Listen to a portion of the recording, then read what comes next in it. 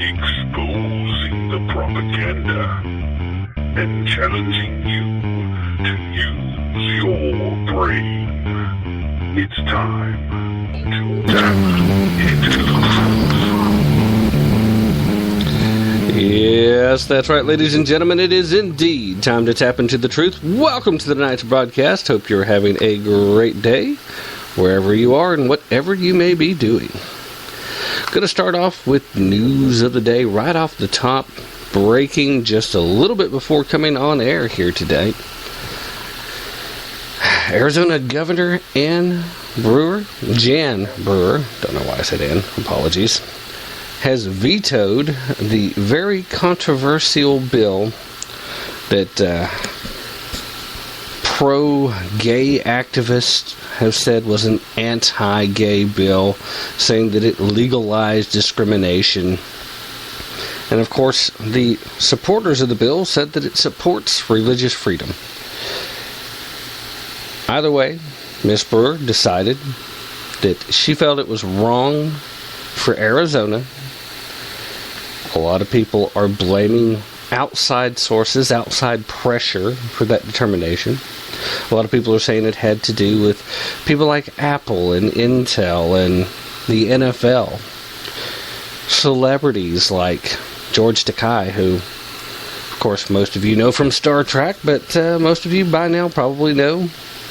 Very big into the pro-gay, lesbian activist, because he is, of course, homosexual himself. Now, as Jerry Seinfeld would say, not that there's anything wrong with that. But the point here is, a lot of people that really didn't have a dog in the fight got in the fight anyway. And that leads to the question of, to what extent, to what level, do activists have a right to get involved with activities that really aren't their fight? And what determines what is or isn't their fight? Now, ultimately, I feel like we have moved out of the civil rights era. And I think that it's a false argument to try and equate what gays, lesbians, transgender, however much you want to divide up and add into this group. It's a false argument to say that these folks are fighting for their civil rights. Equating their struggle with the struggles that African Americans had trying to earn the right to vote and sit at the same tables and all this stuff. It's not the same thing. It's not even close. First of all, whether you like it or not, gays and lesbians already have a protected status in most states and through federal law. The black Americans didn't get that until after the struggle. You have people that want to equate this to equality. And my libertarian side tells me that that's a false argument, because you're already treated equally under the law before you force these additional things. Now, I know from your point of view that may not seem to be the case, but in the standpoint of cold hard facts, you're not asking for equal treatment, you're asking for special treatment. That's not equality. You say, well, I just want the right to marry who I want to marry. Fine, this bill wasn't about marriage. Oh, this was about discrimination. Was it? This bill, whether you like it or not, was offered as a way to protect businesses, small businesses, mom and pop type businesses, from being forced into doing something that was contrary to their religious beliefs. Now, Ms. Brewer, in her statement, did say that she felt the language was too broad. And if that's the case, and I have to say, I have not read the bill, so I can't comment to the specifics of it. All I can do is report to you what other people have said. Now, I'm going to take Jan Brewer's word for it when she says that she feels like the language is too broad. And if that's the case, then I have to applaud her for doing what essentially took a lot of courage to stand in opposition to her own party and veto the bill. But that applause only stands as long as the real reason she vetoed it was because she was afraid that the language was too broad and would open up to actual discrimination. If that's really the case, if that's the deal, then kudos to Jan Brewer. But if this is just a case of bowing to outside pressures, bowing to threats of being shut down and businesses leaving and all this other pressure that was put on from outside sources, then no applause. Still not necessarily jeers, but no applause. The bottom line is legislation like this, in order to do what is designed, what the stated purpose, what the goal as stated should be, has to be specific. Nobody wants to see signs up in restaurants, gays not welcome. Nobody wants to see signs at your local car wash or at your dry cleaners saying, do not blah, blah, blah. It's not about that. The response is from certain more militant groups that claim to represent the gay and lesbian community, that have specifically targeted certain small businesses. We know the case about the bakers and certain wedding photographers who turned down clients because it involved catering to or providing photo services to a same-sex marriage, a same-sex wedding ceremony. In those cases, I can't help but feel like the small business owner, the bakery, the photographer, so on and so forth, should be perfectly within their rights to turn down a customer. Now, did they necessarily have to make it clear why? No, they should probably keep that to themselves. Hey, sorry, we're just too busy, we won't be able to take you on. And leave it at that. No reason to make a bad situation worse by making a big deal out of it. I've told you before, and here my libertarian side comes out. I don't see these officially recognized by the state marriages as actually being real marriage anyway. This is about a civil union and how the state chooses to define it. What actual marriage is a spiritual binding, and that's a matter of you, your faith, the path you walk, and your God, or lack thereof, if you happen to be atheist and still believe in the institution. I do understand and I get, and I know I've said this before, so bear with me. Those of you that are listening for the first time, this is for your benefit. For those of you who have heard it before, sorry. There's always new listeners, though. The bottom line is, what the state does has nothing to do with what is actually marriage. At least that's the way I look at it. And again, it's just my opinion. If your opinion's different, fine. I understand. I get the desire to want to protect the institution of marriage based on the fact that you believe that marriage is as biblically defined between a man and a woman. You want to fight for the defense of the word. And heaven knows I have complained as much as anybody else when it comes to what the so-called progressives do in trying to redefine the terminology in order to win their arguments. They have trouble winning the arguments without making it sound nicer than what it is. So ultimately, this is still a matter of at what point does the government have the right to intervene, and at what point do we say the government doesn't have a right to intervene?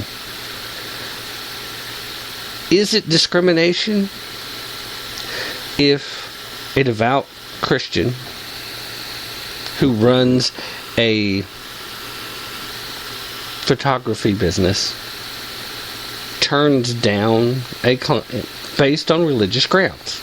Is that discrimination? I think maybe you could make that argument. Is possibly yes. But I also think that our freedom of religion, our freedom to practice that religion, has to be balanced and taken into account. And I know I've heard the false argument before too. People used to use the Bible as an excuse for slavery and for stopping interracial marriages, and that's true too. People can use religion as an excuse to do anything. After all, how many suicide bombers have killed innocent Jews and Christians solely because they didn't agree with their religion? But that's not what this was about. This isn't about discrimination. So again, as far as the veto is concerned, as long as Jan Brewer is telling the truth about her reason, her rationale for vetoing this, in so much as she mentioned the business climate. So she was making it quite clear that the pressure from these other companies did come into play. She wanted to make it clear she was concerned about the business climate. And she made it quite clear. But she also said she thought the language was too broad. And if that's really the case, then I say Republicans in Arizona, put it to the test. Narrow the language and try again. Because those small mom and pop operations should have the right to refuse business based on just about any grounds whatsoever. Case in point, right here locally in Knoxville, we have a state senator by the name of Stacey Campbell.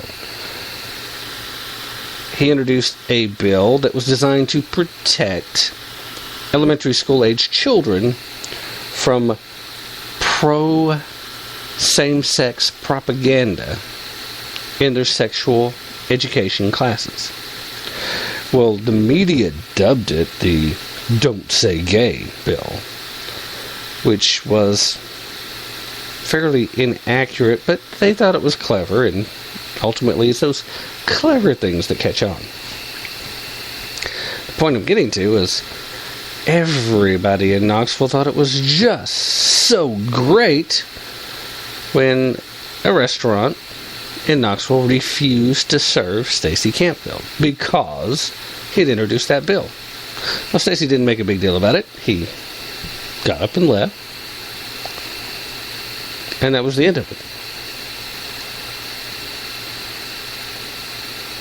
That restaurant owner was perfectly within their rights to refuse him service. Whether I agree with them doing it or not, under that point, it's irrelevant. I don't own that restaurant. They did. That's what they chose to do in support of the gay, lesbian, transgender community in Knoxville. And that's part of what we're talking about. If you're going to say that I, as a small mom and pop business operator, don't have the right to say, no, I can't do that, well, then that also means that you have to say it works the other way too. It's not fair. And unfortunately, I think that word doesn't mean what the folks that use it the most thinks it means.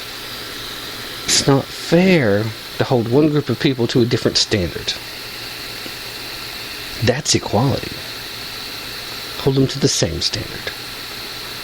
We'll talk a little bit more about this when we get back, and then we'll move on to another major story. But right now, let's take a quick break, and we'll be right back. Stay with me.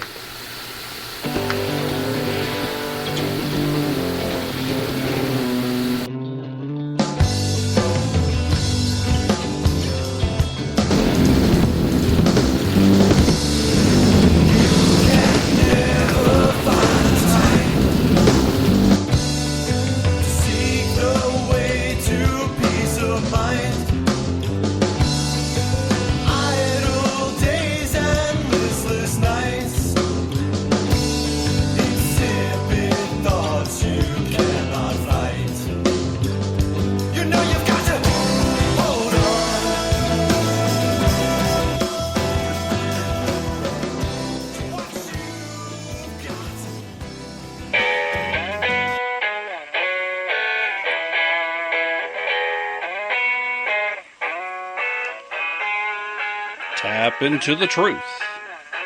Check us out at tapintothetruth.com for our latest blog posts and for links to all of our past broadcasts. Don't forget to like us on Facebook and to follow us on Twitter.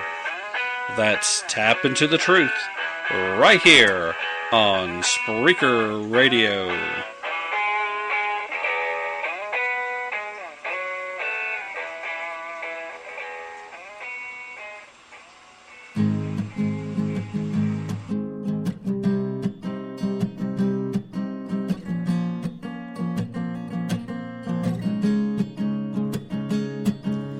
One step out the door and I fall through to a whole new world. It kind of hurt. There was nothing wrong with people. All right, ladies and gentlemen, we are back. Thanks for staying with us. We were talking about the veto of the so-called anti-gay bill in Arizona. Jan Brewer made this choice, but this has been a hotbed issue, hot button, I should say, for a few weeks now. They knew it was coming to the floor. They knew it had passed. They knew that Jan had to make a decision. She had waited 3 days before doing so. But some folks really came out and, you know, they made their statements for, they made their statements against. One of the loudest advocates early on against it was George Takei, and I already mentioned that. He got very involved, very heated in this statement. But we also saw things like specific bloggers really get involved. They had things that they wanted to say, and they did. And I wanted to give you a sample of what one of these bloggers and radio talk show hosts had to say. And as soon as I can finish pulling it up, because I didn't want to go off the top of my head. Some of these points were really good, and I wanted to just go ahead and give it to you the way it was written primarily. And I might be able to do that here in just a moment, depending on whether or not my computer is going to cooperate. But in the meanwhile, the point being, as lovely as it is, that this really is a hot button issue because you have a lot of people that already feel like their religious freedom is under assault. Republicans in several conservative-controlled states pushed through legislation trying to protect these people that have not been protected. They haven't had a voice, or certainly a reasonable voice, when it has come to protecting their freedoms. So as you take a look around at what some of these folks were saying on both sides of the argument, you have this false argument that keeps being put forth that somehow this does equate to the struggles of the civil rights movement. It doesn't. But be that as it may, came across the Matt Walsh blog. And Matt Walsh, he runs his own blog, of course, and he is a talk show host as well. You can find him on Twitter and on Facebook. But he wrote a blog titled, "Yes, of course, a business owner should have the right to refuse service to gay people." Posted this back on the 25th. So I wanted to go ahead and tell you what he said here, giving you an opportunity to hear this and an opportunity to react. It starts out with, we critics of modern society tend to run into a problem very similar to the one you encounter when you go from a bar with 27 different beers on tap. Sometimes we just don't know where to begin. That's how I feel when I read about the progressives working themselves into a lather over that religious freedom bill in Arizona. The legislation simply solidifies a business owner's right to act according to his or her religious beliefs. I say further solidifies because the First Amendment already covers this ground pretty thoroughly. News outlets like CNN engage in blatant editorializing. Surprise! Refer to it as the anti-gay bill because part of religious freedom is the right to not participate in activities which you find morally sinful. It's not that business owners want to refuse service to gays simply because they're gay. It's that some business owners, particularly people who work in the wedding industry, don't want to be forced to employ their talents in service of something that defies their deeply held religious convictions. This shouldn't be an issue, but it is. Because some gays in some states have specifically and maliciously targeted religious florists, bakers, and photographers so that they can put these innocent people in a compromising position and then run to the media and the courts when, gasp, Christians decide to follow the dictates of Christianity. Yet, the cases that sparked this law are hardly discussed. The progressive mob claims that this legislation is about shoving gays to the back of the bus and making them drink out of separate fountains. George Takei echoed the sentiments when many excuse me. Let me try that again. Sorry about that. George Takei echoed the sentiments of many when he likened the Arizona bill to Jim Crow. And here we arrive at my quandary.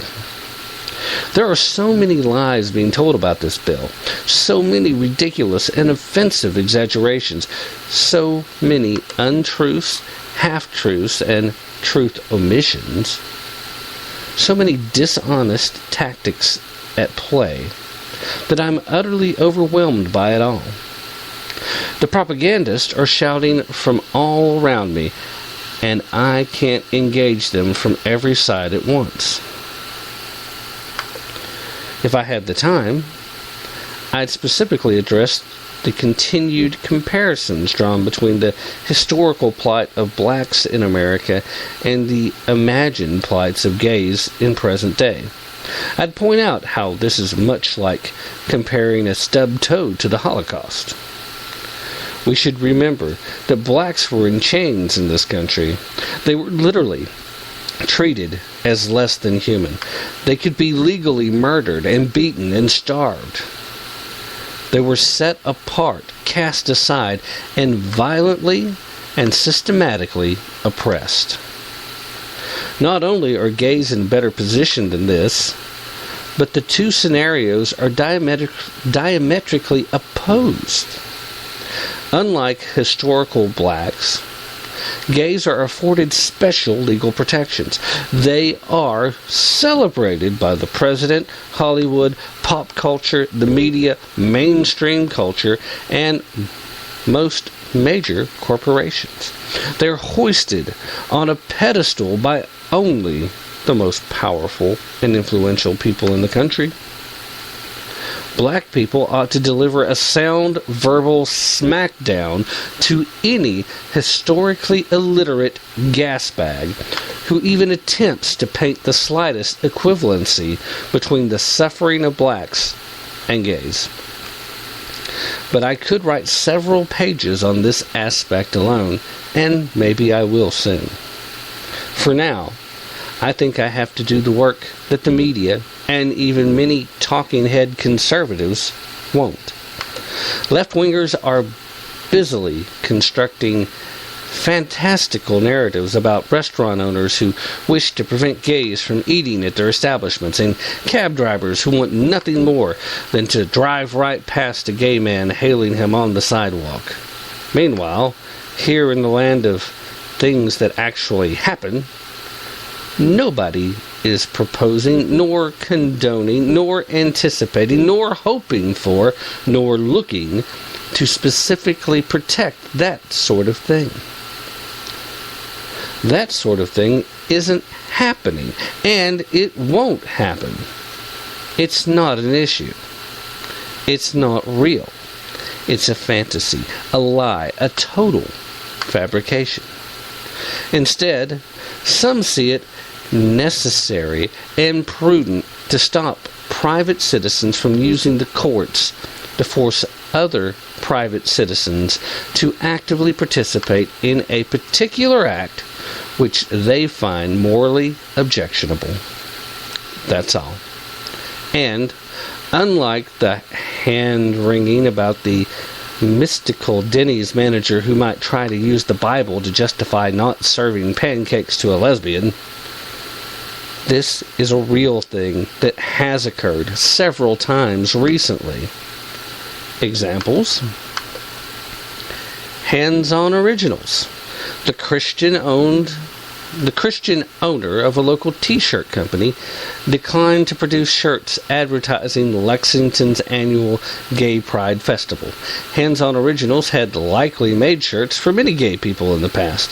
As far as I know, they never asked anyone to fill out a questionnaire about their sexual proclivities before ordering their apparel. In this case, however, the company was being asked to advertise for a gay pride festival. He politely turned down the business and even pointed the organizers to other manufacturers that would make the shirts at the same or better rates. Nobody's rights were infringed. Nobody was victimized. Nobody was even inconvenienced. But the bullies at Kentucky's Gay and Lesbian Services Organization smelled an opportunity. They dragged Hands-On before the Human Rights Commission and accused them of human rights violations. The HRC sided with the gay bullies. So did Lexington's mayor. Lexington's mayor is openly gay, by the way. But I'm sure that had nothing to do with his opinion on the matter. Masterpiece Cake Shop. The Christian owner of a Colorado bakery has been forced by a judge to bake cakes for gay weddings after declining the business of two gay men who wanted him to make a cake for their same-sex nuptials. The baker didn't refuse them because they were gay. In fact, he specifically said, "I'll make you birthday cakes, shower cakes, sell you cookies and brownies. I just don't make cakes for same-sex weddings." He had a problem with the activity itself, not the people participating in it, but the gay couple, instead of respecting the man's beliefs, decided to whine to the ACLU. Eventually, a lawsuit was filed, and the couple complained in the court of being dehumanized. Dehumanized because some guy wouldn't make a cake for their wedding? Dehumanized? Unborn babies butchered in abortion mills. Sorry, not dehumanizing. One bakery in the entire country decides not to bake dessert for a gay wedding. That is dehumanist. Blah, blah. Easy for me to say. Well, makes sense, right? Elaine Photography. A New Mexico judge ruled that a small photography company in the state is not allowed to decide which weddings they will photograph and which weddings they won't photograph. He compelled the Christian photographer who owned the business to work gay weddings despite their religious convictions. This ruling came after Elaine politely declined to photograph a lesbian wedding back in 2006. As the owner of the photography shop explained, they will gladly serve gays and lesbians by For example, providing them with portrait photography, whenever doing so would not require them to create expression conveying messages that conflict with their religious beliefs. But that wasn't good enough. Even though the lesbian customers promptly found a different photographer who charged better rates, they still took the matter to court. Arlene's Flowers and Gifts, a florist in Washington state, was sued after she decided not to provide flowers for a gay wedding. In this case, even the customers admit that the business owner had served them many times over 10 years. If she wanted to refuse service to gays, she would have already. But it wasn't the gay men she had a problem with, it was the gay wedding. Of course, this explanation, reasonable as it might be, wasn't sufficient. She was dragged to court. The lawsuit, I believe, is still ongoing. In none of these cases did the business owner forego service to gay persons out of some kind of disgust or animosity toward gays. They simply wished to take no part in a gay wedding. To call this discrimination against gays is to make no distinction between the person of a homosexual and the activity of a homosexual. It's absolutely nonsensical. It also, again, makes any comparison to Jim Crow laws seem insane. Blacks were denied basic services because they were black, not because of their activity. The gay people in these cases are asking Christians to specifically participate in a morally objectionable act. You can tell me that gay weddings are not morally objectionable, but that isn't up to you. That's your belief. This is their belief. And in America, we are supposed to be free to live according to our convictions. We can only be stopped from living our convictions if our convictions call us to do harm to another. Were any of these gay couples harmed by having to go back to Google and find any of 1,000 other options? Perhaps their feelings were hurt. Fine. Are we saying that we have the right? Are we saying that we have no right to do something if it might hurt someone else's feelings? Are we prepared to take that logic to its fullest extent? Put differently, to tell a Christian that they must provide services to a gay wedding because that's what a gay person wants? That's the same thing as to say that one must condone the actions of a gay person in order to affirm the dignity and inherent human worth of a gay person. See, now we have, yet once more, provided special legal accommodations to this protected class. No other group is afforded such privileges. I can't force a Jewish deli to provide me with non-kosher meat. I can't force a gay sign company to print me homosexual sex is a sin banners. I'd probably be sued just for making the request. I can't force a Muslim caterer to serve pork. I can't force a pro-choice business to buy ad space on my website. I can't force a Baptist sculptor to carve me a statue of the Virgin Mary. I can't force a private citizen to involve himself in a thing which he finds abhorrent, objectionable, or sinful. And you know what? I would never try. Maybe that's what separates liberty lovers from liberals. For all their talk about minding your business and this doesn't concern you and live and let live, Theirs is truly an ideology of compulsion. The free speech and expression of other citizens must be tamed by the whip of their lobbying, legislating, and litigating. It is, of course, ridiculous to insist that any man or woman has a right to have a cake baked or a t-shirt printed. It's equally ridiculous to put the desire and convenience of the would-be cake consumer and t-shirt wearer above the First Amendment rights of the cake maker and t-shirt printer. But this is tyranny. It doesn't have to make sense. Make no mistake, this is tyranny. Tyranny is not injured emotions, hurt feelings, and minor inconveniences. Tyranny is the government compelling a man or woman to conform to a dogma or bow to an idol. Tyranny is when you are forced to abandon your beliefs and fall in line. And tyranny is still tyranny, even when it comes wrapped in tolerance and human rights.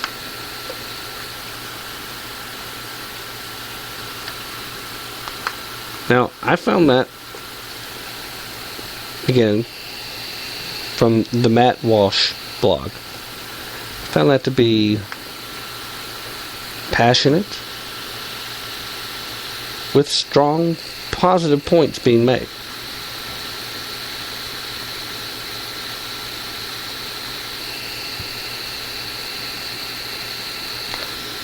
I don't know what else to say about it. I think he was spot on several of his points, including the fact that it is tyranny in action. I don't think there's any question about it. The intent of the conservatives that moved these bills forward is to protect those types of business owners and to protect First Amendment freedoms. It's not designed to discriminate. Discrimination is not taking place if you simply refuse to serve in certain situations.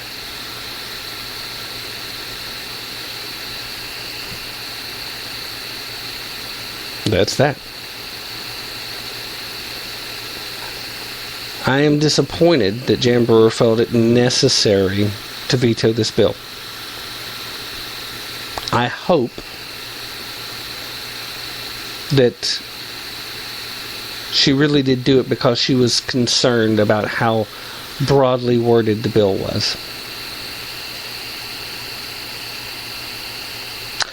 At any rate, let's go ahead, take another quick break, and when we get back, we're going to shift gears and talk about the ongoing saga of trying to save Justine. We'll be right back. Stay with me.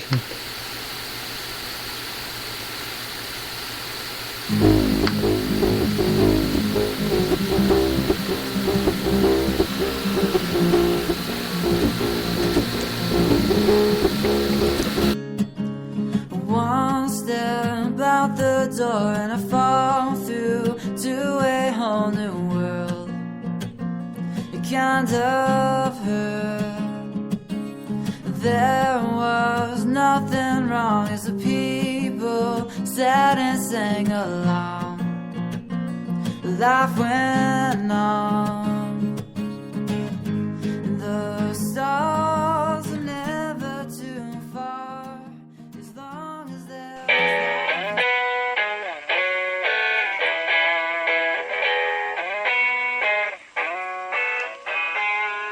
Tap into the truth. Check us out at tapintothetruth.com for our latest blog post and for links to all of our past broadcasts. Don't forget to like us on Facebook and to follow us on Twitter. That's Tap Into the Truth right here on Spreaker Radio.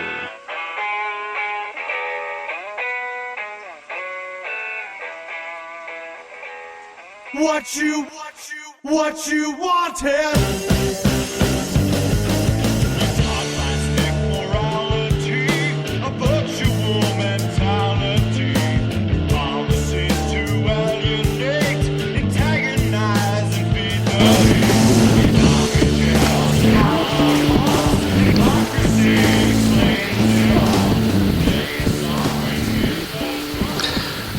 right, ladies and gentlemen, thank you for staying with me. We are back, and we are ready to shift gears. Before going into this next story, I want to remind everybody that the bumper music that you hear here is available via Magnitunes. All the music here is from independent artists, and I know I've said it a million times before, but I really do like the idea of trying to help out the independent artists, because these folks are out here trying to make a living, trying to do what they do out of love of what they do, without the aid of a major label. And for an unsigned artist, that's a big deal. Anyway, also, just a little bit of housekeeping. I would like to remind everybody that if you're looking for this show in podcast form, not only can you find it here on Spreaker, but you also can find it on iTunes. You can find us at Stitcher.com, and you can find us at TuneIn.com. And we'll be looking to try and expand that even further in the near future. Would love to be able to make some announcements about that, but have to wait until everything is finalized before we do that. Meanwhile, let's get back into tonight's topics. We've already talked about Jan Brewer and the religious freedom bill being vetoed. And I've challenged the Republican lawmakers in Arizona to look at the criticism and explanation in Jan Brewer's statement, go back and rewrite the legislation in much more specific terms. I think part of the problem with a lot of legislation is these folks are so busy trying to cover everything that they want covered, sometimes they overlook how much further it can be taken. I also read a very passionate blog post from someone else, giving them full credit. In fact, I will once again give him credit. It's Matt Walsh at the Matt Walsh blog. And, I was very impressed with both his passion and his point of fact that he had in this. I also saw a little later that he had went back and reposted again, and there was even more on fire, for lack of a better term. So I highly recommend you check out all of his blog posts. He's one of those guys. It's worth the read. And in the meanwhile, I'm ready to shift gears here. And this next story, I have to give a lot of credit to Glenn Beck. Glenn Beck has really been out front on this story ahead of a lot of other folks, and has really brought this to a certain level of national prominence over the course of the last 2 weeks. Now, we've talked about this story a little bit here on the show before, and of course what we're talking about is the justina-pelletier story. Justina-Pelletier, in case you have been under a rock and aren't familiar with the story, is a 15-year-old girl who suffers from a unique mitochondrial disorder. It's genetic. One of her older sisters also has it, has been treated for it, is still being treated for it. Because of some of the effects of this disorder, special accommodations, surgical accommodations, have to be made in order for her to properly digest food and be able to process and live a normal, healthy life. So, that being said, she required a lot of special treatment and a lot of special attention.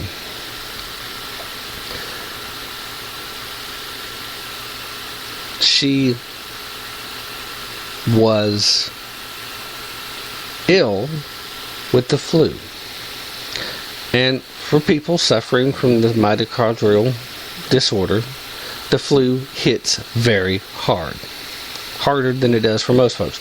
And I'm pretty sure I don't have to tell you how bad the flu can be. Now, if you have some additional health issue that makes it even worse, maybe you can start to empathize a little bit with how bad this was for her. So bad that they took her to Tufts, which is where her doctors had been. It's where she had been getting her treatment initially. But one of her doctors had transferred and was now working at Children's Hospital in Boston. Now, they live in Connecticut. They went to Boston, Massachusetts to go see her doctor. The doctors at Tufts said, okay, we've done what we can do, but you really need to go over there. We need you to see this doctor. So they take her. She gets there, in the admission forms, they sign everything, and then the next thing you know, she's seeing a different doctor. They don't want her doctor to actually see her. This was the beginning of what has been a little bit over a year-long nightmare that's continuing even now. The new doctors make statements along the lines as there's no such thing as mitochondrial disease. Despite the fact that Boston Children's Hospital has a special research group studying mitochondrial disorders, this doctor decides that this is all in their head. Basically accuses the parents of Munchausen by proxy. Now, that's a psychological disorder when you try to get attention for yourself because your children are sick. So you do things to make your children sick. They take this girl off of the treatment she had been getting, and they started telling her that, oh, all this going on is all in your head too. They believe that she has psychosomatic symptoms because she's fallen prey to the beliefs that her parents are creating this drama for her. They start treating her like a psych patient. They stop giving her actual medical treatment. They do not let her doctor come see her until just recently, just this past week, did her doctor that she came there to see in the first place actually get to see her. Her doctor, who did go to court with the family when the family tried to take her out of the hospital because they weren't treating her.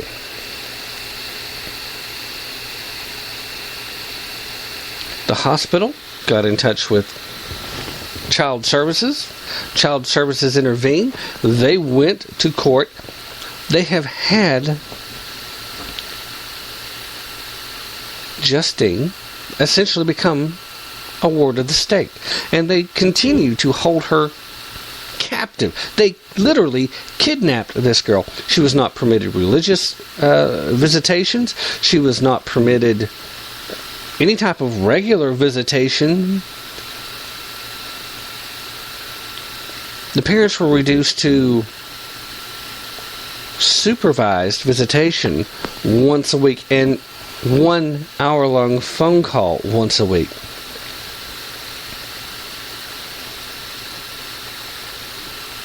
After about 3 months into this story, the local newspapers had talked about this story.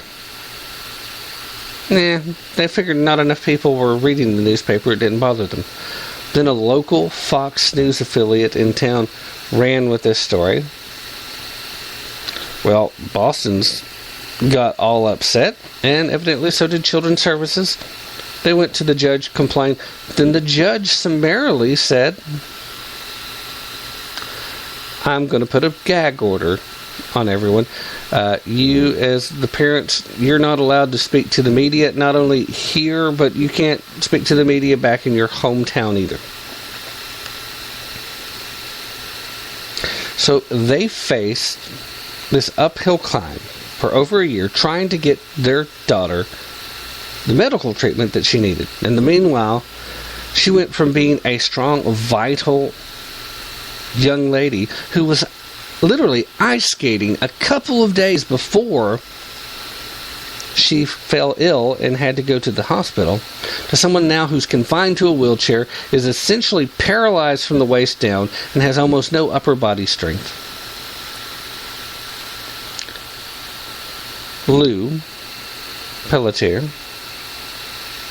the father of this 15-year-old girl, had finally had enough. He broke the gag order, which, as far as anybody can tell, didn't have any legal rationale behind it in the first place. And he went on to the Glenn Beck program for an interview. He went on Fox News on the Kelly Files, and he's went anywhere else that he could to get national attention, telling this story. More and more people kept looking into this, and the more people looked into it, the broader questions came to light. What's going on? Because when you hear something like this, the automatic assumption is there must be something wrong with the parents. There must be something going on. This is the United States of America. This would not happen unless there was something going on. But the more people looked into it, the more they saw quite clearly there was something wrong. But it didn't have a dang thing to do with the parents. It had everything to do with what Boston Children's Hospital did, and then what Child Services did, and what the judge that's hearing this case has done. The very afternoon that Lou Pelletier went on the Glenn Beck program, Child Services was in court asking that he be held in contempt. They were trying to silence him. They were trying to keep the spotlight off of what they were up to. And here's where the real questions come involved. It has come to light now, thanks to this attention and more people looking into it, that not only has this happened before, but it's happened several times, specifically in Boston Children's Hospital.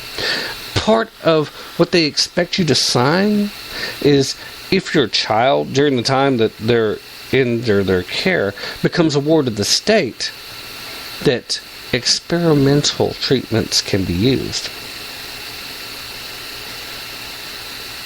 This has led to the speculation, and the only thing that even remotely makes sense at this point, why would the hospital the hospital and then Children's Services and then the judge all do this in the first place?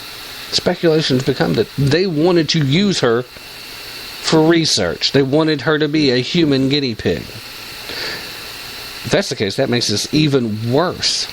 But ultimately, this is horrible just because this child was kidnapped.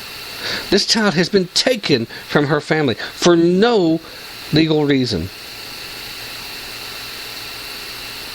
If the parents were being abusive, why haven't they taken the other children? Why haven't they intervened? Well, they talk about state jurisdictions and home investigations necessary, and well, what made it worse is on the same day that there was supposed to be a hearing on the contempt, and I haven't heard whether the judge has decided to hold Lou in contempt or not. I'm sure they have. On that same day, they decided to move Justine into foster care. Now, they had moved her out of Boston's Children's Hospital already, just a few weeks ago. Moved her into a psychiatric facility with no medical treatment available. Now they're moving her into foster care, still stating that there's nothing medically wrong, that it's all psychological and it's the parents' fault. Even though already medically proven the older sister has the same disorder and has been treated successfully. Even though medically proven that she had been successfully treated for several years at this point for this disorder. And what logic must be in play when you look at, well, they were doing this and we didn't agree with this treatment. We thought it was unnecessary. But she was fine when it was happening. And now that we stopped all that, she's going downhill rapidly.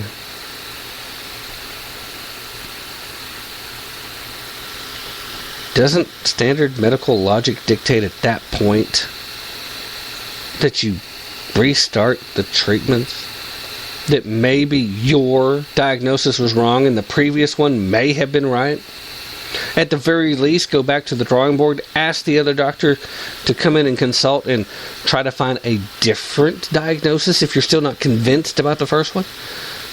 What happened to the parental right to disagree with the diagnosis of the doctors there and take her back to their home state, to the Tufts Medical... Because, we're talking about Tufts. Yeah, Boston is great. But it's not like Tufts is Billy Joe Bob's hospital down the street. Tufts has a top-notch reputation, too. They have some of the best and brightest minds in medical science there, too. She was getting top-notch, high-quality care.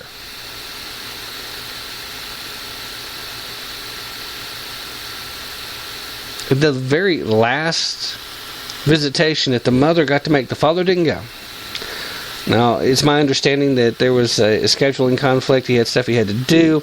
I wouldn't have blamed him, though, if he'd skipped out, because thought he'd probably get picked up for the contempt. And probably would have. Because here's the supervised visit the mother had this last time. She's not allowed to take a cell phone in. There were 4 child and welfare service workers, whatever they call them up there. It's different in every place. Here it's Health and Human Services, just whatever they call them. It doesn't matter what the agency's name is specifically. There were 4 workers and 1 state trooper, which meant 1 person was there with a gun, armed. Probably a good idea, too, because guess what? I think most parents by now would be ready to go in by force and try to take their child. Their child is literally dying in front of them 1 hour at a time because that's all they get to see her.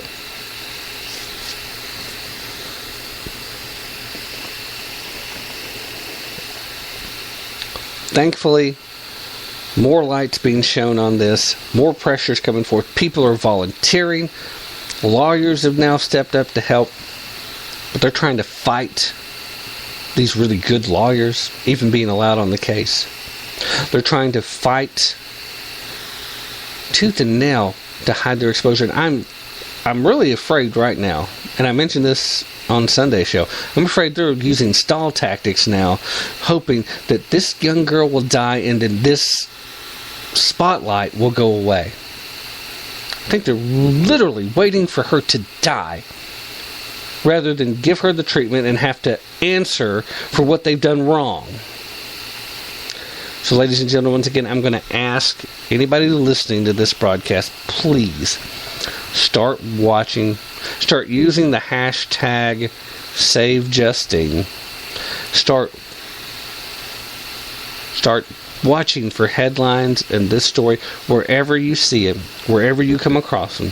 Listen to the latest, get the details, get the information. Go to SaveJustine.org. Make a contribution if you can. Volunteer something if you can. At the very least, please continue. Help spreading the word so that every last American knows what's going on here, because this is something that should not be able to happen in the United States of America. It infuriates me to talk about the story. It really does. And if I don't shift gears now, I'm going to get to where I just start yelling into the microphone, and I really don't want to do that. I get a little loud and a little ornery sometimes, and that's okay. But this, I literally would start screaming about. It's insane that this is happening in the United States, and that somebody in a position of authority, in a position of power, hasn't stepped in and put an end to it. It's going to have to happen.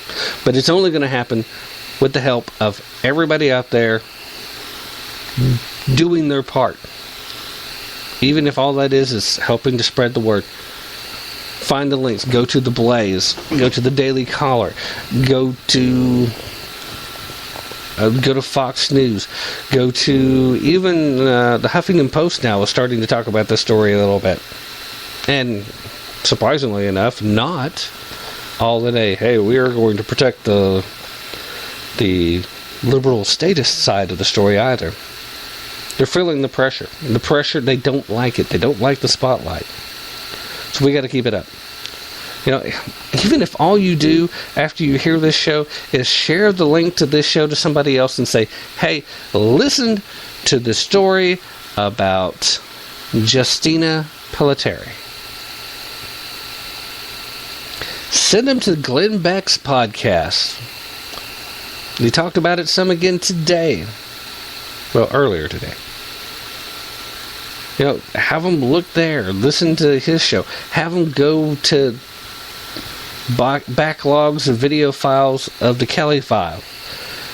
Get this information. Share it with people. If that's all you can do, if that's all you're willing to do, do that. Because this, if there's anybody out there that hasn't heard about this yet, they need to know. And I'm really running long for this segment. I ran long in the last segment, and I didn't take the secondary break. Now I'm really running long. So I'm going to take this break. I'm going to shift gears one more time, because I'm going to start yelling. I'm going to give myself a headache. And anybody who's listening will probably duck out once that happens anyway. So stay with me after this break, and we'll be right back.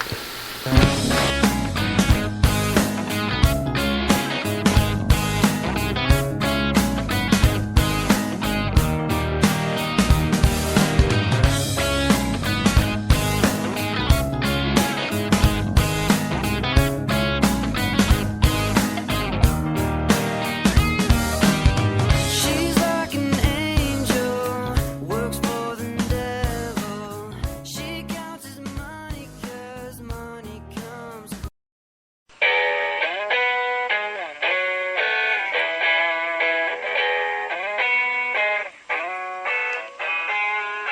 Tap into the truth.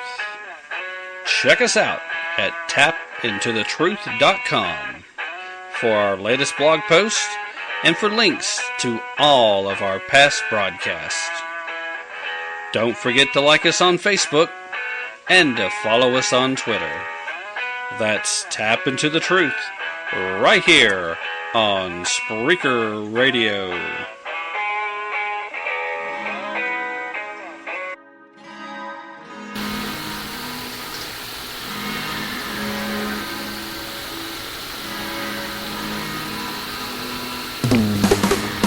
Turned out that I really don't know how to have love, how to let love go. Fell into a really bad place. Say what we can so that we feel safe. Woke up on the floor. Time Thanks for staying with us. We are back on the air.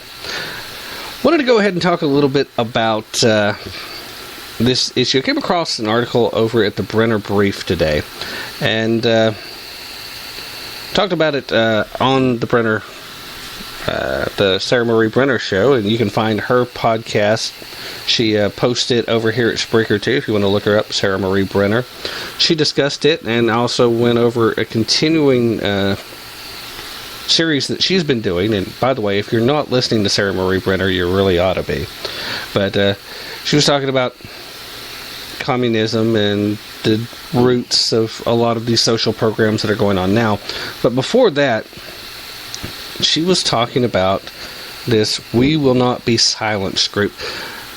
It's really important to check this out, because what they're talking about are these new IRS rules and regulations for tax-exempt organizations. The idea is they're trying to stop any and all non-profit tax-exempt organizations from being involved with the election process. It's an extension of the targeting of conservatives that the IRS was already doing.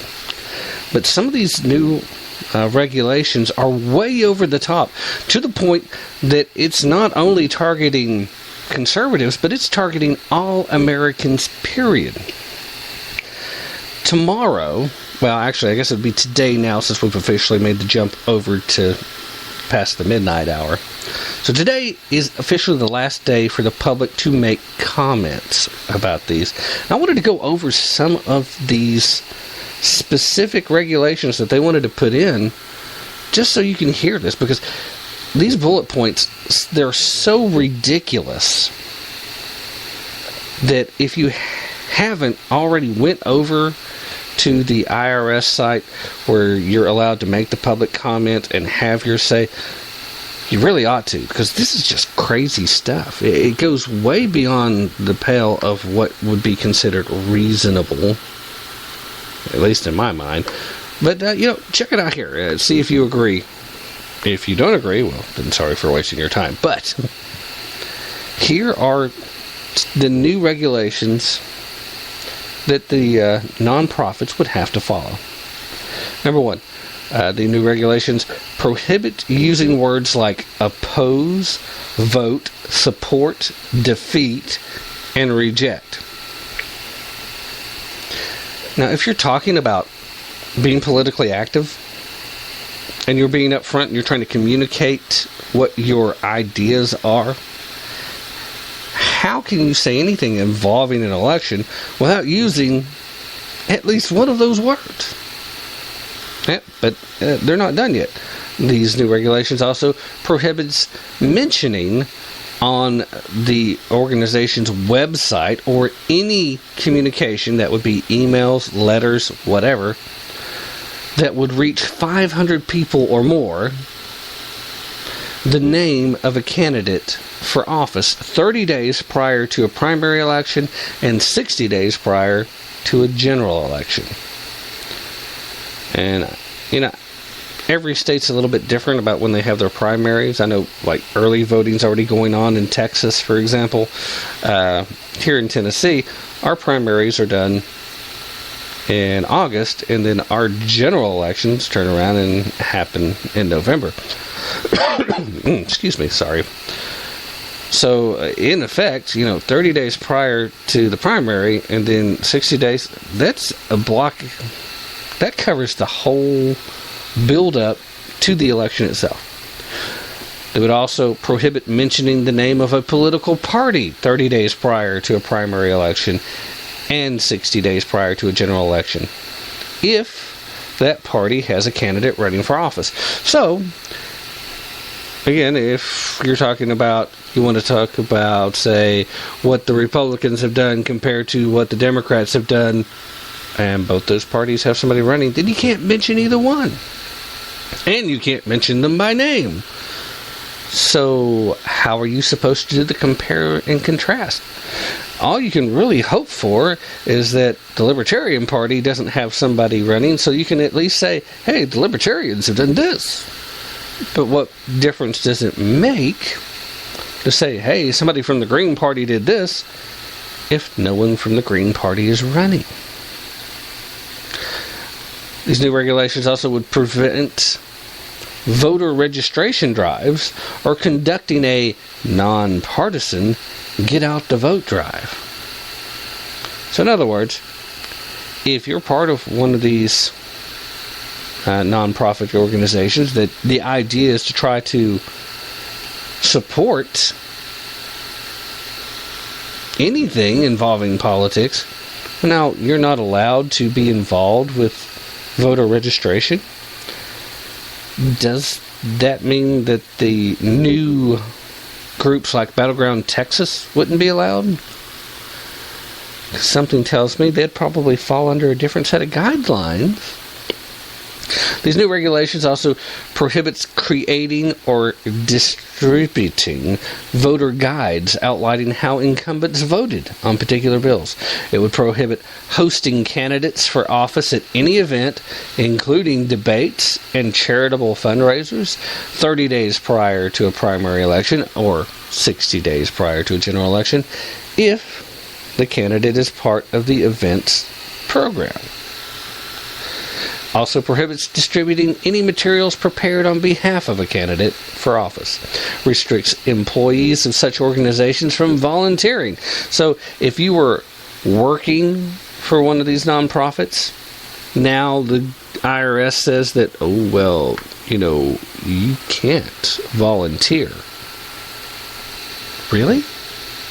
Restricts the ability of officers and leaders of such an organization to make public statements regarding the nomination of judges. So say somebody's been nominated to be a judge that was involved with some wild out there case that you just really didn't like how they decided the case, or if they're still a lawyer that they defended a certain person, or however, this nomination for judge, you're not allowed to make a public statement about it. Creates a 90-day blackout period in an election year that restricts the speech of a 501c organization. It declares political activity as contrary to the promotion of social welfare. And these new regulations would protect labor unions and trade associations by not including them under the proposed regulations. Now, does anybody else out there find that a little, overreaching the bounds a little bit? Like I said, the time period, because, they're supposed to have 90-day period where it's open to public comment, and they're supposed to take these into consideration. And it does have an effect. If you have a strong enough outpour and an outcry against some of these things, they at the very least will pretend to stop, and they'll go back, and they'll come back later and try it again. We all know they will. But at the very least, if they know you're paying attention, that puts the brakes on. And how do we know that happens? Well, let's look at what just recently happened with the new FCC monitoring situation. Now, I'm going to go out on a limb and assume that most of you had heard about this by now. But for the benefit of somebody who may not have, there had been a plan by the FCC to put monitors into the newsrooms of local newspapers, televisions, and radio stations. Now, first question right off the bat is, what the heck are you doing in a newspaper? The FCC has no authority or jurisdiction over newspapers. But the whole idea was to see how editorial decisions were being made, or at least this is what was said.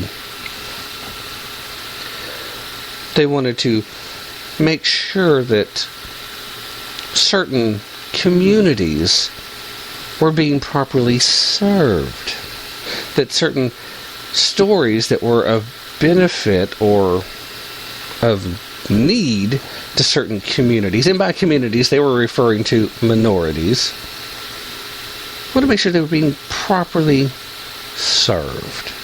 Now, this bothers me for a multitude of reasons. Number one,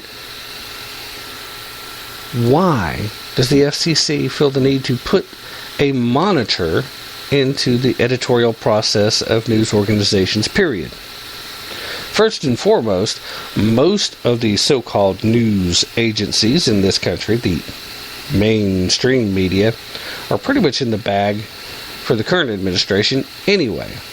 So the deal here is to do what? put a new level of pressure on, I don't know, folks like Rush and Hannity and Beck and Levin and whoever else you want to pick, because it's obviously targeting the conservative outlets. This is, in fact, just a meteor step towards taking direct control of the media.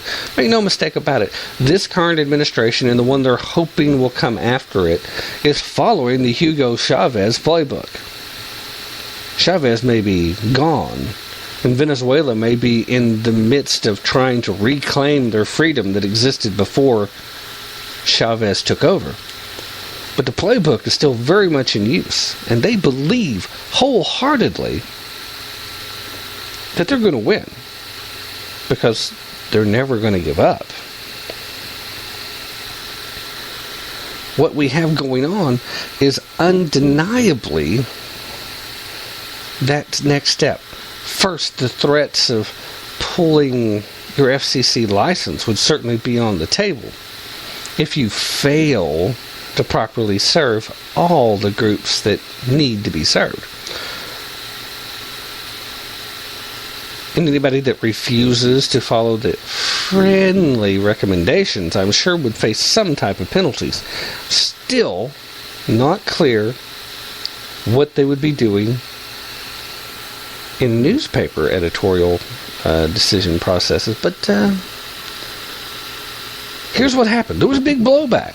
Congratulations. We talked about this some Sunday, for those of you that didn't catch the Blog Talk version of the show. But, we talked about the Reporters Without Borders report. They have their rankings of freedom of the press. They do that annually. And the United States has fallen 11 spots this past year. We're down in the low 40s. It was 46th, I think, where we were at. Let me double check real quick. Yes, number 46. And, there are some countries directly above us: Romania, Papua New Guinea, Trinidad, Botswana, Somalia, El Salvador. Some of these countries, Lithuania, some of these countries really concern me that that's where we're at. And this is before this effort to put the FCC right in there. So there was a lot of concern. There was a lot of pushback. And then there was an official statement. They decided they were going to put the plan on the shelf. Now, it's very important to pay attention to the words they use, because they didn't say they were done with it. They didn't say it was over. They didn't say they weren't going to try again. In fact, they actually did say they would try again. They're going to go back and tweak the format, and they were going to try and make it more appropriate. Of course, the definition of what is and isn't appropriate is based on who's in charge. I have a lot of concerns that we have not heard the last of this. But, again, because people were paying attention and there was major pushback, both from media outlets and from lawmakers and from individuals like you, dear citizen, who's listening here tonight. This pushback made them realize, hey, they're paying attention. They almost caught us. We better back up. And that's what they did. They backed up. And they're going to wait. They admitted as much in their statement. But they're going to wait till they think we're not paying attention again. And then, guess what? Boom. They're coming back. They're going to try it again. The only way to solve this, ladies and gentlemen, is to vote and put in office individual conservative, constitutional conservatives. Now, I'm not talking about Republicans, I'm not talking about Democrats, I'm talking about constitutional conservatives. that's what we need more of. We need folks that aren't necessarily politicians. Oh, it's so hard to get them elected in the generals. It's easy enough to get them to win primaries. So hard to win general elections, though, because inevitably somebody on the other side always says, well, they have no experience. Well, at this point in time, it's that Washington experience, that D.C. shuffle, that has these folks so twisted up that we can't trust them. We send good people in, and we hope that they stay good people long enough that they can get into a position to try to get something done. But you see the attacks on people like Ted Cruz, the underground nudging against folks like Trey Gowdy, Mike Lee. These are good people that are constitutionally sound, that expect answers. Meanwhile, we have Democratic congressmen that are telling us that if we still want answers about Benghazi, then we're mentally ill. It was tweeted out this past week. So what the heck? You want to tell me because I want to know what happened, I'm mentally ill? Because if I have a yellow ribbon on my profile picture on Facebook, somehow I'm mentally ill? It's just another sandbag effort to try and get you to shut up. They don't want you asking these questions because they don't have the answers.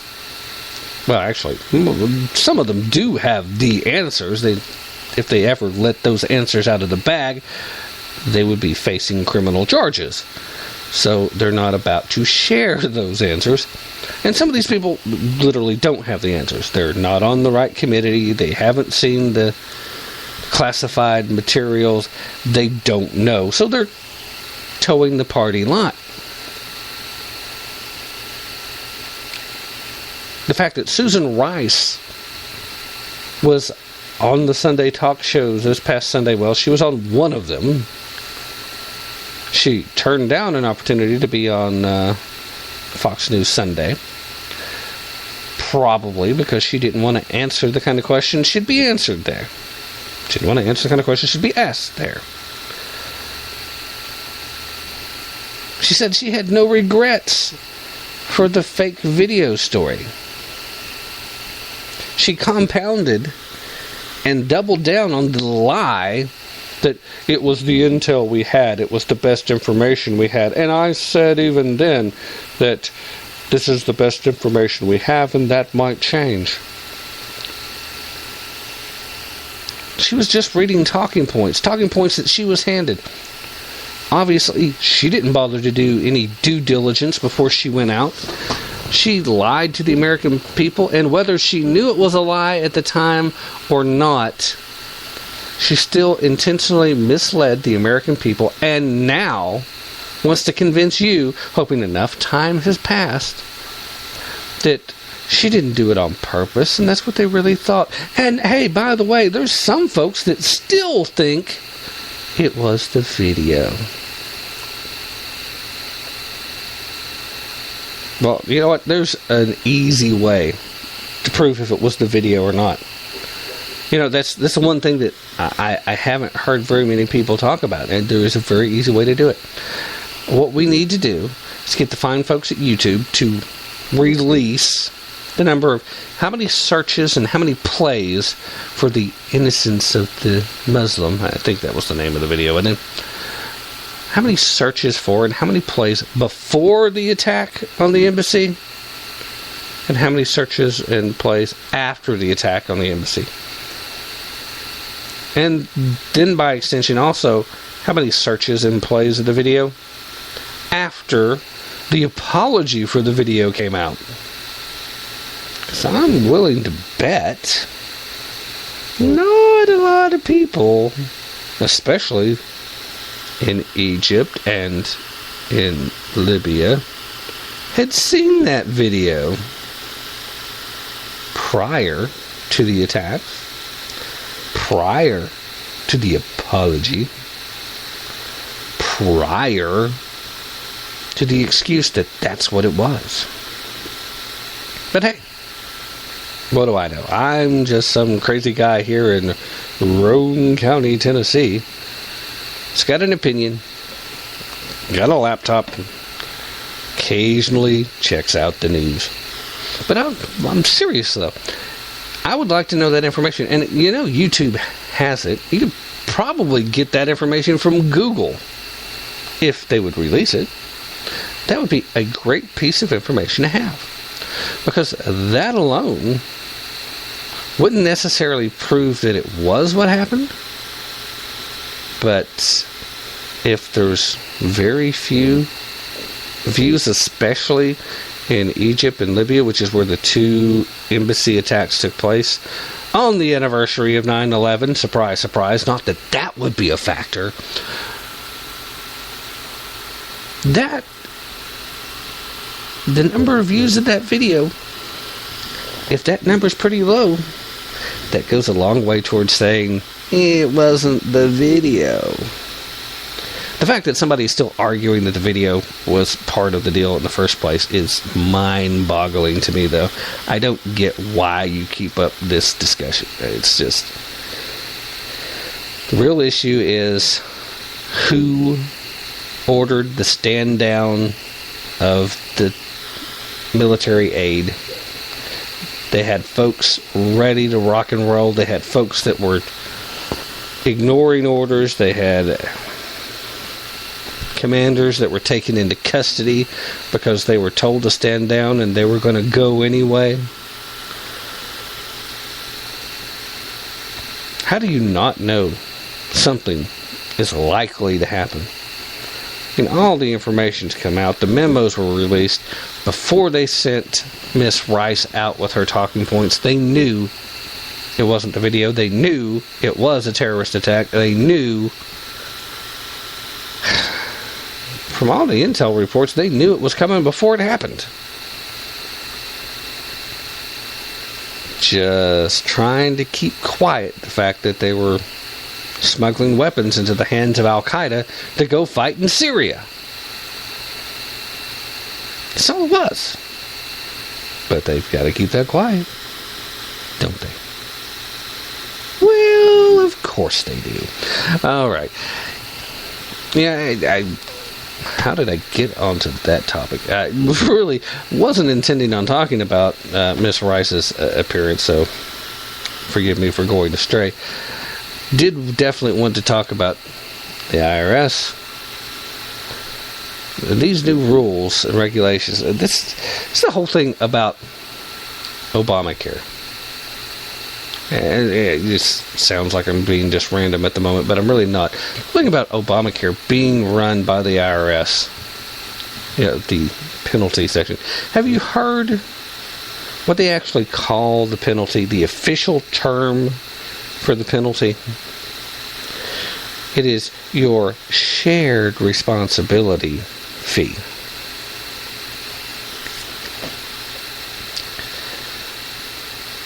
I'm opposed to participating in Obamacare because it is not legal. It's not constitutional. Supreme Court may have said it is, but it ain't. And it's the individual mandate that makes it so. The federal government does not have the legal authority to force you to purchase anything. They just don't. They'll get away with it for as long as we let them. But as long as the power is in the hands of the IRS, they intended all along to bully and intimidate you there. At any rate, going to take a break now, and at the end of that break, we're going to come in and we're going to wind down the show. So stay with me. We'll be right back.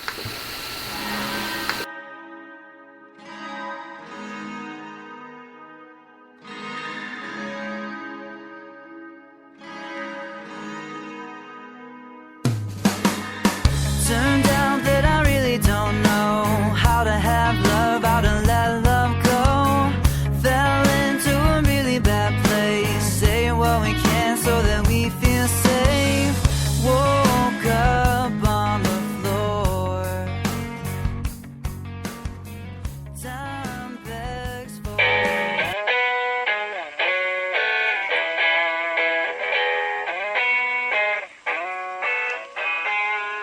Tap into the truth. Check us out at tapintothetruth.com for our latest blog post and for links to all of our past broadcasts. Don't forget to like us on Facebook and to follow us on Twitter. That's Tap Into the Truth right here on Spreaker.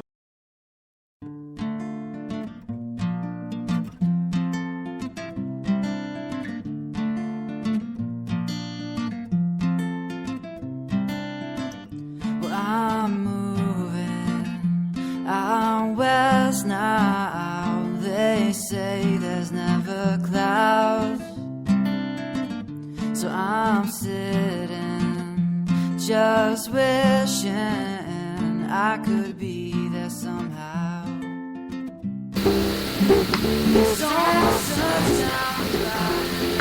All right, we are back. Thanks for staying with us. Wanted to hit a couple of topics real quick before going out the door for the evening, so to speak. And these are just kind of flyby storylines, but headlines I didn't want anybody to miss. First of all, this one just shows that hypocrisy that we've come to know and love so well from the so-called progressives. Because it really isn't about fairness or equality for them. It's about control. Make no mistake about it. Now, that's not to say that there aren't some actual liberals out there that fall into the progressive trap or think that they're so-called progressive when they're really not. Doesn't mean that there's not some really well-meaning, well-intended folks that think they're trying to do what's right, and even some honest-to-goodness folks that really do just have their heart in the right place, just disagree with them philosophically on what the role of government should be. All that put aside, the hypocrisy shows. The so-called progressives, they want control, and they hide behind these false platitudes and these so-called championing for the little guy and so on and so forth. Well, anyway, there is a Florida Democrat who is currently seeking a place in Congress. Ran as a Democratic candidate back in 2010 for governor by the name of Alex Sink. She made a statement this past Tuesday in a debate basically saying that we've got to have immigration reform. Let me give you the quote.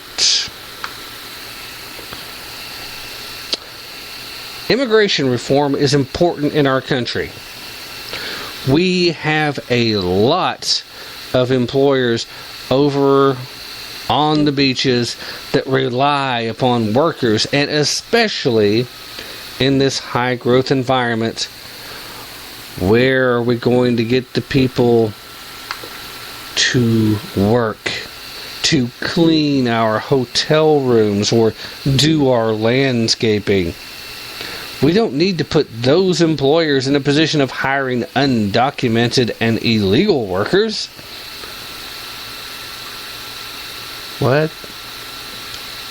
Did you catch the hypocrisy part?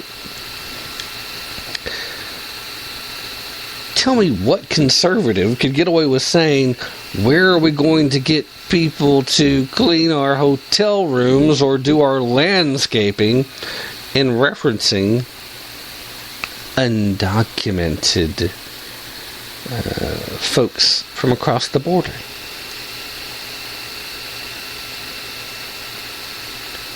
I mean, even the folks in the audience, if you hear the clip, and if you're looking for the clip, by the way, you can find it at Top Right News. That's where I found it. I'm sure you could probably find it at the Daily Caller and probably at the Blaze and probably at Fox News by now. You can probably find it just about anywhere, in all honesty, because it ruffled some feathers and it was making the rounds today through the social media.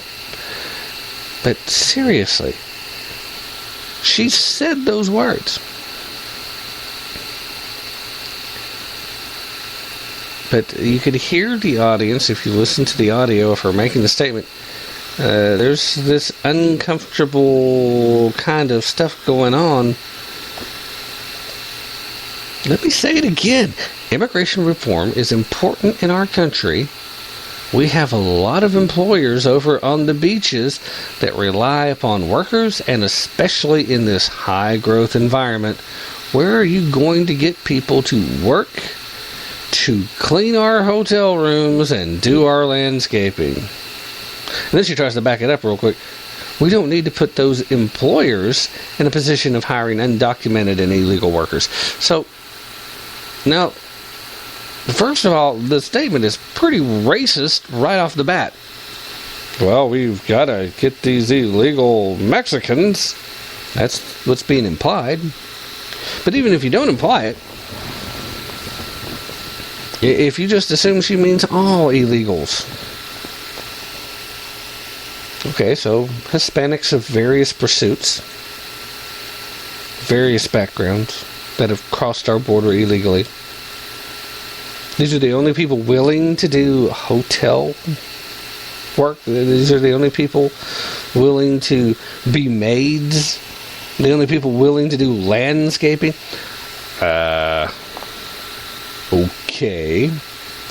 And then she turns around and also indicates that the businesses have to hire these people anyway. So, we really just need to do this to make it easier on the businesses.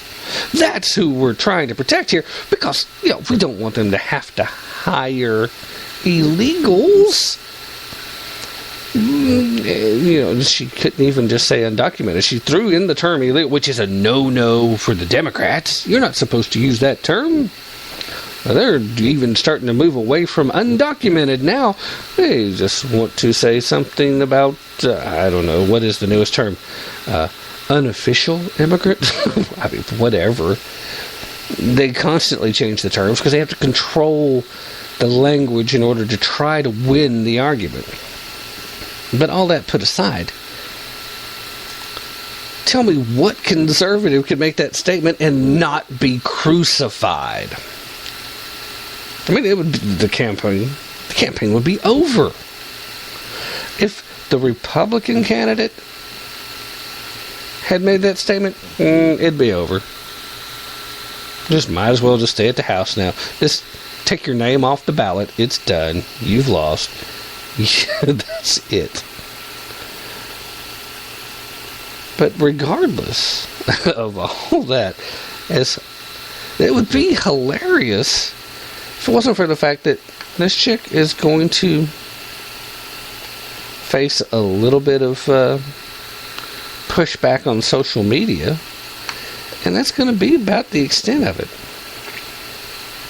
Speaking of social media, I'd like to also go ahead and ask you, if you haven't already, check out teapartycommunity.com. Tea Party Community is basically Facebook without all the liberals. If you're anything like I am, you like to post a lot of stories, a lot of news stuff, especially things that aren't getting a lot of mainstream media play. It's gotten to the point that some folks, especially some of my more left-leaning friends on Facebook, have threatened to unfriend me there. Well, if you are conservative, especially of the Tea Party mindset, teapartycommunity.com is a great place to go. They like for you to share that kind of thing, and you get to interact with people and meet, well, as far as online meeting goes, meet a lot of like-minded folks, make some new friends. maybe find somebody that will help you to pick up the shield and the sword and help defend liberty in this land. Funny enough, some of the folks I've met over there actually live fairly close, but because we don't go to the same meetings, we'd never met before. So now I have. So I've really appreciated it. Plus, I also made some really nice contacts with folks like Dr. Sharon Schutz and a few other folks that I'm not going to go into right now, so I probably should have mentioned it. But anyway, it's a great opportunity. And speaking of Dr. Sharon Schutz, who is one of the co-creators of LadyPatriots.com, I highly recommend you check them out. And they have a social media site that they're building off of. It's also not bad. And by not bad, I am recommending it. It just doesn't sound like I'm recommending it very strongly. But I am. It's LadyPatriotSpace.com. It was previously just Patriot Space. And if you've heard the show before, you've heard me talk about it. So I'm not going to go into all the rigmarole. Just know that you don't have to be a lady to be part of Lady Patriot Space.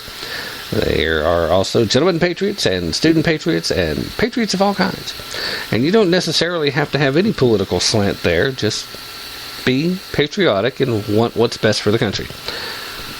Mostly conservatives over there, though. So, if you're liberal-minded and want to check it out, you're welcome to. Just don't be surprised if you don't find a lot of other liberals there. That's all I'm saying. Now, speaking of liberals, another story that I wanted to kind of touch on, I'm not going to delve too deeply into, but got a kick out of reading this. A Harvard student basically came out and said that free speech hurts liberalism. Therefore, it must be stopped.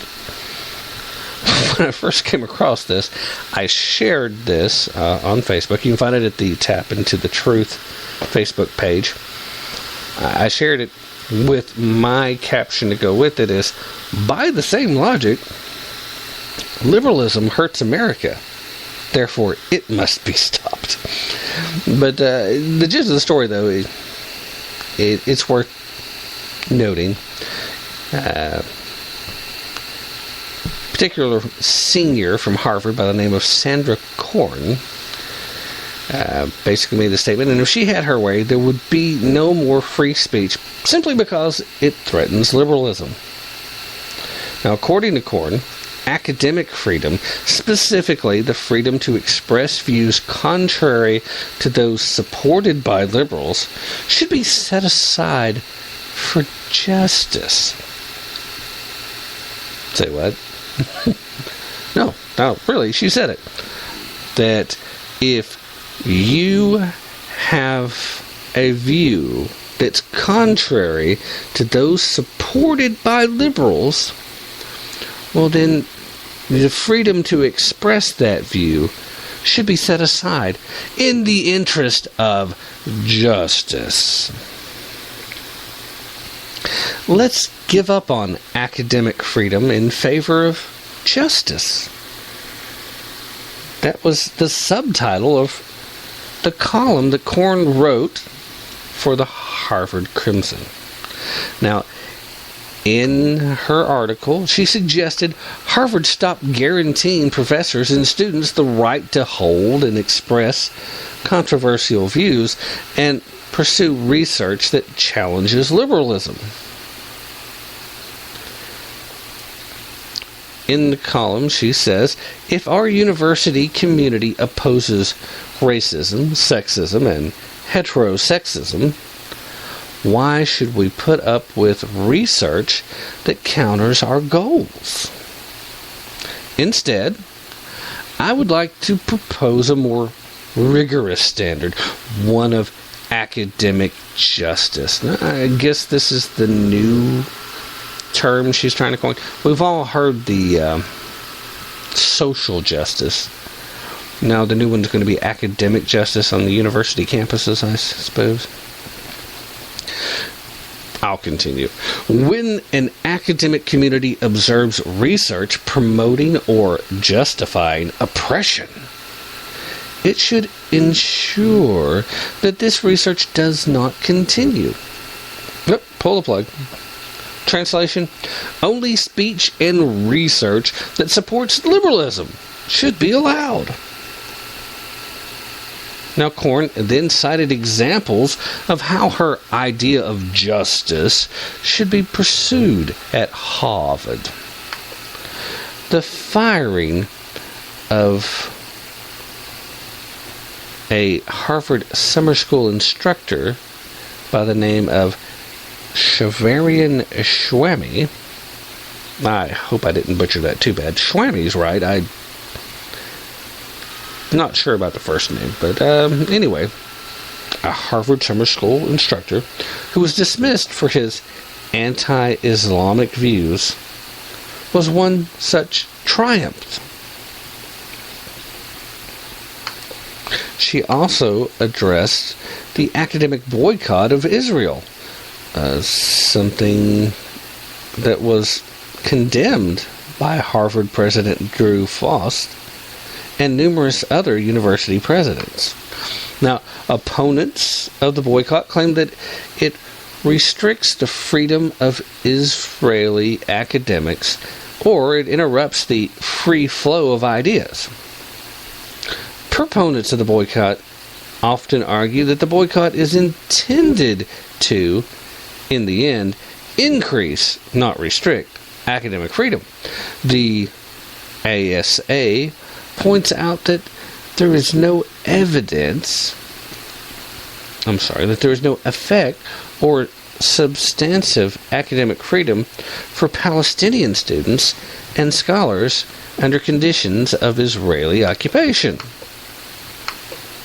She also went on to accuse conservative opponents of the boycott of engaging in a freedom game, while saying only those on the left who oppose Israel and supposedly care about justice can take the moral upper hand. Korn's view appears to be growing on colleges across the country, so it's of concern. Citing the case of a Swarthmore College sophomore Aaron Ching, who criticized the school for allowing conservative Christian thinker Robert George to speak on campus.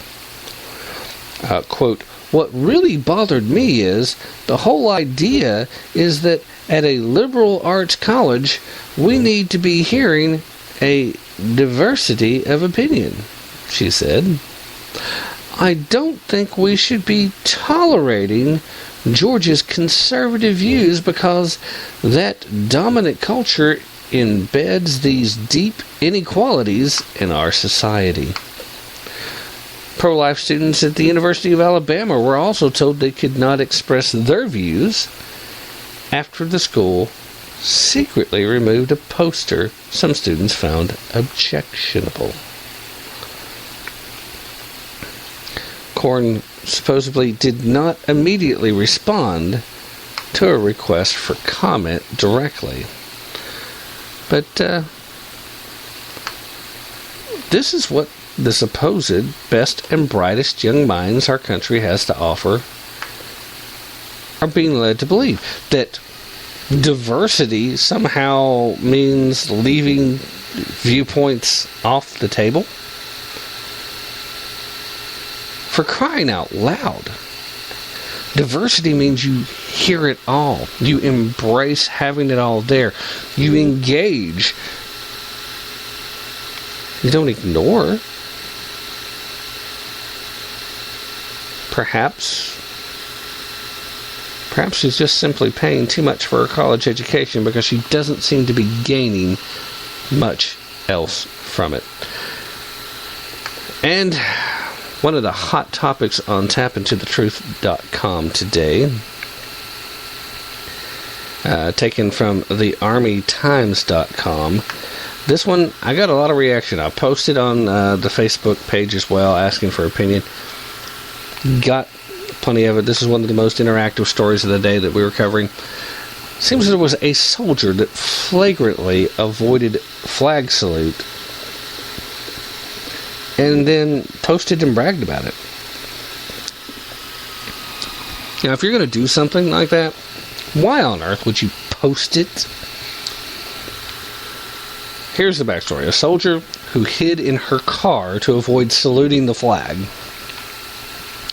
and then flaunted it on Instagram is the latest service member to come under attack via social media and be accused of dishonoring her service.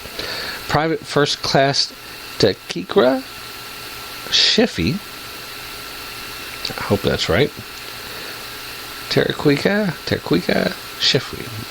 Anyway, Private First Class Shifi, whose Instagram handle is Shefi Nation, posted a selfie with a caption that reads, quote, "This is me laying back in my car hiding so I don't have to salute the 1700 flag. Keep all your that's so disrespectful, how rude, etc. comments to yourself, because right now I don't give a F." She actually did the abbreviation for all that with multiple Fs. Now, the image was distributed via Facebook and also eventually was sent to Army Times.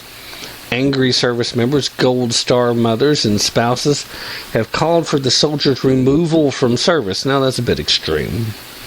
Any soldier who refuses to salute the flag is in the military for the wrong reason and should be removed by dishonorable discharge with loss of all benefits, according to one Facebook commenter.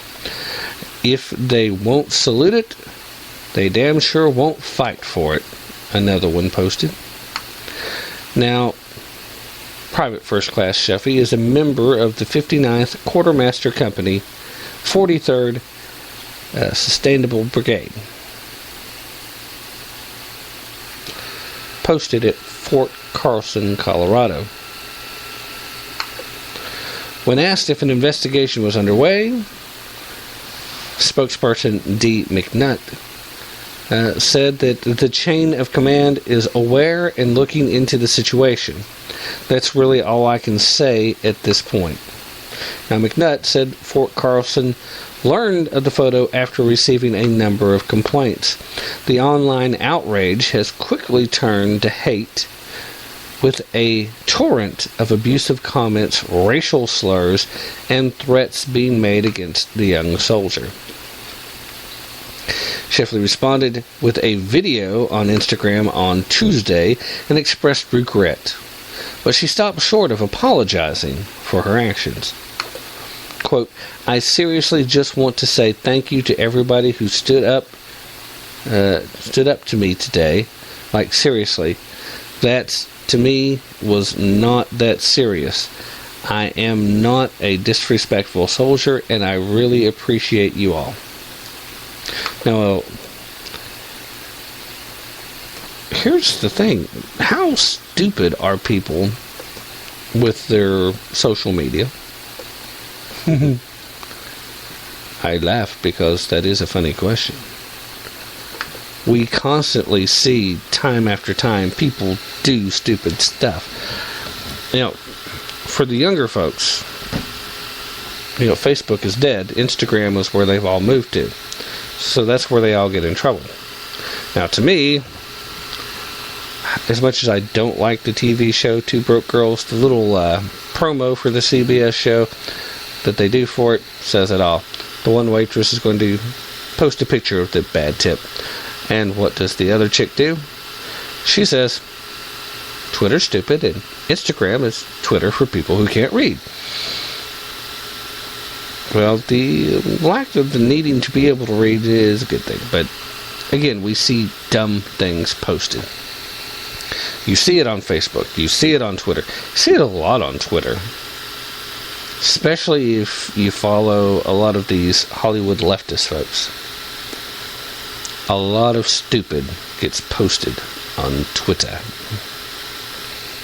Of course, there's a lot of good stuff, too. A lot of great content. I'm not anti-Twitter. In fact, you will find me both personally and for show purposes on Twitter.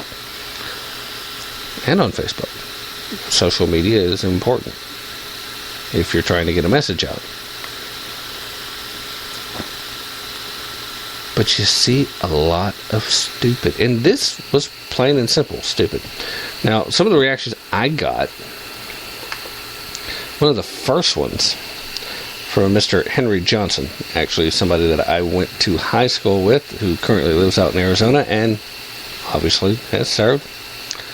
His comment: give her the big chicken dinner. Bad conduct discharge and be done with her. And Mindy Powell agreed with that with a quick amen. She also made a comment of her own. I bet she's sure GAFFFFF right about now. And of course that's abbreviations for give a F. So, yeah. You wonder, the story like this, is she getting blown out of proportion? You know, the racial slurs, yeah, she is a black American. The racial slurs, over the top. Not necessary, shouldn't happen. But people feel pretty strongly when you disrespect the flag. I know some people just see the flag as a basic symbol of the government. But for those in service and for those of us who have a deeper understanding, we don't see it representing the government. We see it actually representing the nation. And this nation, not just the geography, but also the people that live here. It's a great symbol, but what it represents should never be disrespected. Now, if it's 1700 flag, she somehow sees that as a symbol of oppression. Now, don't bellyache. You're in the military. Salute the damn flag and go on. Why duck down and hide in your car? First of all, that's pretty daggum immature. But beyond that, to post it, you wanted people to know. What did you think the reaction would be? Please, for crying out loud. This is one of those use your brain moments that I keep talking about. You hear it at the intro, you hear me say it when I sign off. Use your brain. If you're gonna duck and try not to live up to the obligation of saluting that flag, don't take a selfie and post it and tell everybody what you're doing. I don't know how I feel about somebody who's supposed to stand up and fight for my freedom who doesn't have enough sense to stay off Instagram when they're trying to pull off a shenanigan. How do you feel about it? If you'd like to make a comment about that or any of the others, blah, blah, blah, blah, blah, easy for me to say again. If you have a comment about that or any of the other stories we've talked about tonight, please feel free to go ahead and let me know. You can go to tapintothetruth.com. Down near the bottom of the homepage, there is a contact form, or you can just hit the button a little bit below that. Send me a direct email. Interesting comments, worthwhile comments, I'll be happy to mention you on upcoming shows, and we'll talk about it further. Because great comments that I come across, I want to share. Because again, the idea of talk radio is to talk about the issues. And it's not just my point of view. I don't want to just sit here and spout off my opinion. Well, yeah, I kind of do. But I also want to get other people thinking about stuff they haven't thought about. And I want pushback. You know, if there's something I'm wrong about, I'm not going to hate you for saying you think I'm wrong. I welcome various opinions. I do. I really do. If you're way out there, I'm not necessarily going to agree with you, but we can respectfully disagree with one another. And as long as you're willing to respectfully disagree with me, I'm more than happy to hear what you have to say and to share it with others, especially if you make a good point. I don't shy away from good points from the other side. I don't see them very often, so that's really why I welcome them. But feel free. In the meanwhile, I'm going to go ahead and call that the show tonight. I want to thank everybody who listened in tonight, and I especially want to thank Josh Peterson interacting in the chat room tonight. Thanks to everybody else who involved with the show.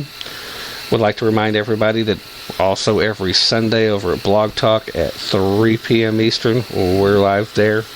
In the process of still trying to get a guest lined up. I got 3 different guests who are trying to free up some time to come on to the show. So I'm still at this point, and I hate being this late into the week and not having that settled. So I'll probably be on Friday. Hopefully by Friday we will know for sure who's going to be on. Maybe if I can swing it, we'll have more than one. But in the meanwhile, want to say what I always say, and that is, of course, don't take my word for it. Definitely don't take their word for it.